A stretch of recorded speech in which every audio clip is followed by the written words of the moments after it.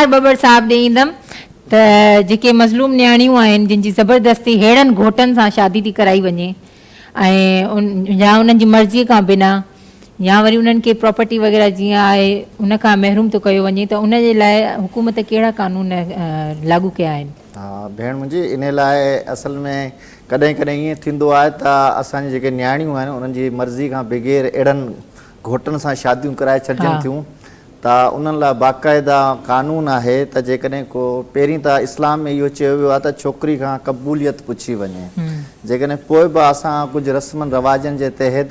ऐं विलायत जे तहत शादी थी वञे त she is empowered to file the suit before the concern court. उते अगरि हू पर हुन लाइ ज़रूरी आहे त बग़ैर उज़र जे जेको न वञे, जेकॾहिं अहिड़े कंहिं घोट सां ज़ोरी शादी कराई वञे त उन लाइ फैमिलीज़ कोर्ट आहिनि, फैमिली जजिस आहिनि, उहे तव्हांखे जेको आहे पूरो जेको सपोर्ट कंदा एज़ वेल एज़ जेको आहे वुमेन डेवलपमेंट डिपार्टमेंट आहे ख़वातीन जे फिलावा बहबूद जो, उन में इहो लिखियलु आहे त जेकॾहिं को मुड़ुसु डोमेस्टिक वायलेंस करे थो, घरेलू तशद्दुद करे थो, उनखे ॿाहिरि निकिरण खां रोके थो, उनखे ज़रूरियात ज़िंदगी मुहैया नथो करे, उनखे जेके फैसिलिटीज़ खपनि उहे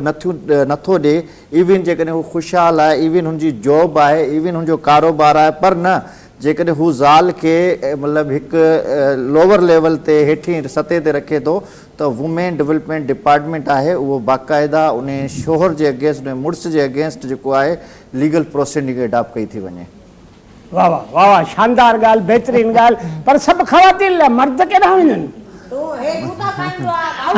ऐं हेड़नि घोटनि जे लाइ कहिड़ो कानून थो नाफ़िज़ थिए जेके ज़बरदस्ती शादी था कनि, वणे न वणे वणा न वणा विच में गिरव खणा? इहो त ईअं आहे जीअं कंहिं अब्दुल्ला की शादी में बेगानी की शादी में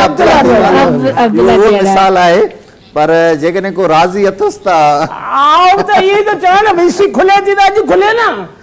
न उन लाइ तव्हांखे टाइम ॾियणो पवंदो। टाइम सॼो साल 365 ॾींहं ॾियण लाइ तयार आहे। मूंखे अॻूणी जेके 4 घर वारियूं ॾींहुं राति कुटींदियूं हुयूं,